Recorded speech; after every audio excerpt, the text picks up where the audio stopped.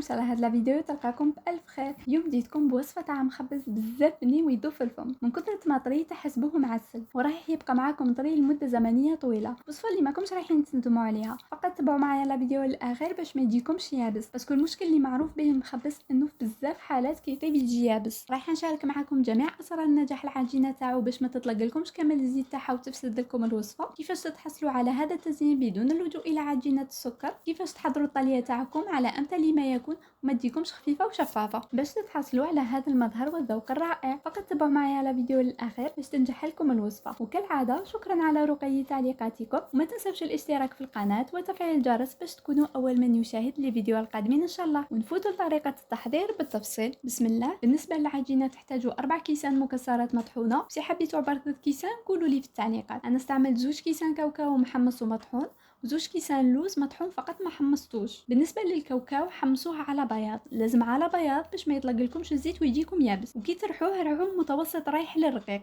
على عكس اللوز اللي كنت رحيته خشينه لانه اني رايحه نزيد نرحيه مع السكر. تحتاجوا ايضا كاس سكر عادي معمر وممسوح، بيضه كامله وصفار بيضه مبدئيا، ملعقه كبيره معمره فاني، نصف ملعقه كبيره زبده، ملعقه صغيره عسل، ومبشور الليمون. سي استعملتوا غير الكاوكاو ضيفوا ملعقه صغيره عطر اللوز الحلو. وبالنسبه للناس اللي استعملت 3 كيسان مكسرات استعمل كاس الا ربع سكر، ما تستعملش كاس كامل. اول حاجه نبداو بها نعاودو نرحو لبضع ثواني 2 كيسان تاع اللوز مع الكاس تاع السكر.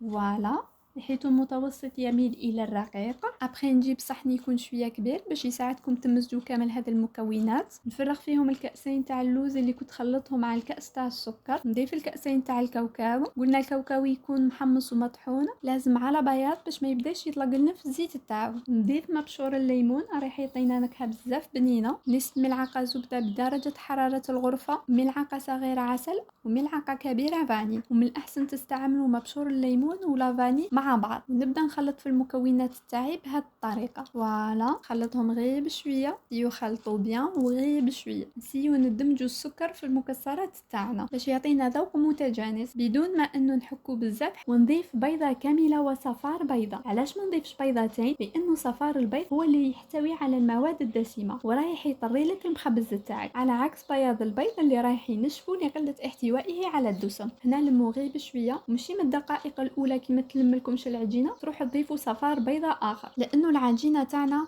بعد بضع دقائق راح تبدا تطلق في الزيت تاعها، ولهذا ما تزيدوش صفار بيضاء اخر من البدايه. سيو لموا العجينه تاعكم بيان لبضع دقائق، كي تشوفوها ما تلمتش بعد 5 دقائق زيدوا صفار بيضاء اخر. بما انه انا استعملت 4 كيسان مكسرات ضفت صفار بيضاء اخر لانه العجينه تاعي ما كانت رايحه تتلملي ببيضه كامله وصفار بيضاء. ولكن بالنسبه للناس اللي استعملت 3 كيسان مكسرات بيضه كامله وصفار بيضاء راح تكون جد كافيه باش تلملك العجينه تاعك. وهذا لا يعني انك كي حتعجنيها لمده زمنيه طويله، باسكو كون تعجنيها بزاف كي راح تخرجي الزيت تاعها وراح تفسد لك العجينه تاعك. انا كانت دات مني 5 دقائق كمده للعجن، بعد بضع دقائق كي راح تحصلي على عجينه بهذا الشكل. فوالا راكم شايفين في الصحن ديجا بدات تطلق شويه الزيت تاعها. هنا نغطيها بابي فيلم كيس غذائي ونديرها في الثلاجه تريح. على قد ما تخلوها تريح على قد ما مليح. انا كنت خليتها كحد ادنى 4 ساعات. وهنا من الاحسن ما تدسيهاش هكا كره، حليها شويه من بعد دسيها في الثلاجه تاعك، باسكو العجينه تاعها حتكون عجينه شويه متماسكه ورايحه تغبنك شويه كي تجي تحليها. الوقت اللي تحطوها في الثلاجه رحت حضرت هذوك الاشكال اللي كنت زوقت بهم. انا استعملت شوكولا سوداء عوض عجينه السكر، ذوبتها وبديت نعمر في المول تاعي بهذا الشكل، لانه في اغلب الاحيان ما كانش اللي ياكلها. ولكن سي كنتو في فصل الصيف ولا صنعتو كميه كبيره من الاحسن تستعملوا عجينه السكر. ابخي نديرها في الثلاجه تبرد لي بضع دقائق، نعاود نجبدها ونقلعهم بهذه الطريقه.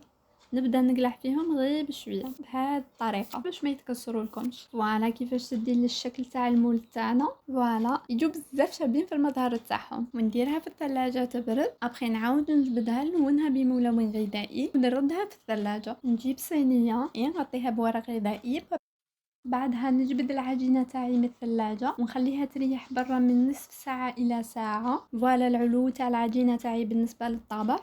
نجيب الكيس الغذائي نغطي العجينه تاعي ونبدا نحدد في الدوائر تاعي بهذا الشكل. هنا ما تقطعوش كامل العجينه تاعكم، فقط نرسم الشكل تاع الدائره من الفوق باش يجيني هذاك الشكل المدور والحواف تاعي ما يكونوش حادين. ابخي نقلع الكيس الغذائي ونحدد الدوائر تاعي بيان بهذه الطريقه. فوالا نسيي نخرجها غير بشويه. فوالا شوفوا الحبه تاعكم كيفاش تجي. نكمل باقي الحبات بنفس الطريقه. الكميه اللي استعملتها كانت خرجت لي 32 حبه. هنا كي تجوا تلموا العجينه تاعكم ما تحلوش بالاصابع تاعكم، فوالا حلو هكا باسكو حتغلبكم. بالنسبه لي اول مره تسيي هذه الوصفه ما تخلعكش العجينه في الاول، حتكون هكا متمسكه، ولكن كي طيب في الذوق تاعها حتجي بزاف طريه وبزاف بنينه ومعسله. ما تخلعكش العجينه كي تكون شويه متمسكه بهذا الشكل. نحدد الدوائر تاعي بهذه الطريقه. فوالا كي تجوا تقلعوا العجينه تاعكم سيو ما توشوهاش من الفوق، قلعوها من الجهه السفليه، ما توشوهاش من الفوق. فوالا بهذا الشكل. في نفس الوقت نكون شعلت على الفرن تاعي على 180 درجة لمدة 10 دقائق على الأقل. لازم الفرن تاعكم يكون بزاف سخون، ونديرها طيب في الفرن لمدة 10 دقائق كحد أقصى، جست قد ما يطيب لي هذاك البيض. فوالا المخبز تاعي بعد ما طاب خليه يبرد. في نفس الوقت نروحو نصنعوا الكلاصاج تاعنا ولا الطليه تاعنا. ونفوتوا المقادير الطليه ولا الكلاصاج. تحتاج كيس سكر ناعم، كأس صغير ماء الزهر، كأس صغير الزيت، كأس صغير حليب بارد، وكأس صغير عصير الليمون، وملون غذائي ابيض. نجيب وعاء نخلط فيه كامل هذه السوائل اللي ذكرناهم قبل. كأس صغير ماء الزهر، كأس صغير الزيت، نضيف كأس صغير حليب بارد، ونضيف لهم كأس صغير عصير الليمون، وملعقة صغيرة ملون أبيض، ونبدأ نخلط فيهم بهذه الطريقة لغاية ما نمزج المكونات فقط. فوالا بعد ما تمزجوا لي كامل، هنا نجيب صحن شويه كبير ونفرغ فيه السكر الناعم. وبالنسبه للسكر الناعم كاين حتى السكر الناعم اللي يكون فيه الملون تاعو، هو كي تشروه يكون ابيض، ولكن بمجرد انكم تفرغوا هذه السوائل عليه راح يدي اللون تاعو. وهنا حذاري تزيدوا السكر الناعم مباشره على السوائل تاعكم، لا فرغوا السائل على السكر الناعم تاعكم وليس العكس. دوك تشوفوا مثلا انا ما استعملتش كامل هذيك الكميه، كون فرغتها كامل كانت راح تجيني بزاف خفيفه. فوالا ونبدا نخلط ونشوف القوام تاع الكلاصاج تاعي. ابخي سي شفت القوام تاعو بزاف ثقيل، نبدا نضيف السوائل تاعي غير بشويه. هي من المستحسن الطليه تاعكم ولا الكلاصاج تاعكم ديروه شويه ثقيله باش ما يهبط لكمش كي ديروه على الحبه. انا الكميه اللي زدتها دوكا كانت جد كافيه. فوالا شوف الطليه تاعي كيفاش جات، القوام تاعها كيفاش تعرفوا بلي هذاك هو القوام تاعها. ديروا بالاصبع تاعكم كيما هكا، بلا شفتوا هذاك الخط اللي يبدا يصير من الاصبع تاعكم متقطع، ولا كي تشوفوا الاصبع تاعكم ما ولاش شفاف، هنا معناها الطليه تاعكم سي بون راهي ثقيله وتنجموا تستعملوها. اي فوالا واش بقى لي من السوائل هذوك. هذه هي طريقتي في عمليه الكلاصاج. ندير 5 أو 6 حبات، من بعد نبدا نرفد بالحبه الواحده، وتوجور عندكم كيودون في يدكم باش غير تبدا دير فقاعات صغيره سيو قلعوهم باش ما ينشفوش بالفقاعات تاعهم. فوالا هكا عمليه الكلاصاج ولا الطليه تجيكم جد سهله. نذكر بلي الكميه اللي استعملتها دارت لي 32 حبه. ابخي نسيي نخبط غير بشويه بهذه الطريقه باش يهبط كامل هذاك الكلاصاج الزائد. هنا كنت خليت حبتين باش نوري لكم عمليه التزيين. بعد ساعتين تقريبا نشفوا لي شويه، بديت نلصق هذوك لي كادر اللي درناهم بالشوكولا. وهنا نبدا نعمر في الاشكال تاعي بهذه الطريقه. وهنا شدوا لي بيان لانه الكلاصاج ما كانش ناشف بيان، تما كي حطيتهم شدوا لي في الكلاصاج. فوالا المخبز تاعنا كيفاش جا، يعني وصفه اللي ما كنتش رايحين تندموا عليها، رايحه تجي كمظهرا بزاف راقيه في الذوق تاعها بزاف بنينه. امام لي كادر ما ذابوليش. هذه هي وصفتنا اليوم، ان شاء الله تكون نالت اعجابكم. جربوها وقولوا لي كيفاش جاتكم في التعليقات، وما تنسوش الاشتراك في القناه وتفعيل الجرس باش تكونوا اول من يشاهد الفيديو القادمين ان شاء الله. تهلاو في روحتكم، et à la prochaine.